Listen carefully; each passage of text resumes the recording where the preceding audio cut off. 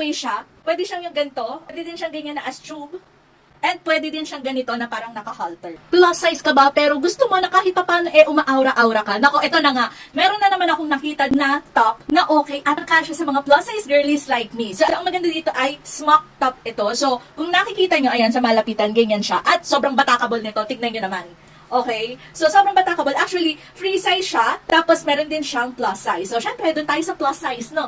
Pero yung plus size nila, kasi ang aking boss is 38. Pero sa tingin ko, sa pagka-batakable niya, no? Parang kahit 40, 44 ka siya hanggang ganun. Sobrang stretchable niya, ganyan. Pero, hindi siya mukhang pipitsugin. So, kung titingnan nyo, tago din dito yung mismong bilbel, yung mismong chan. Kaya gusto ko yung ganito ding design. Actually, madami silang colors. Though, for sure ako din ay kukuha pa ako ng other colors nito. Pero, ang maganda dito, mahaba kasi yung mismong string niya. So, tatanggalin ko lang, ha? Ganyan kahaba yung string niya. Three-way siya. Pwede siyang yung ganito. Pwede din siyang ganyan na as tube. And pwede din siyang ganito na parang naka-halter. O, diba? Ang ganda nga. As in, sulit na sulit talaga to. So, kung ako sa inyo, mag-check out na kayo nito. Madami pang magagandang colors. Ilalagay ko sa yellow basket. Check out na.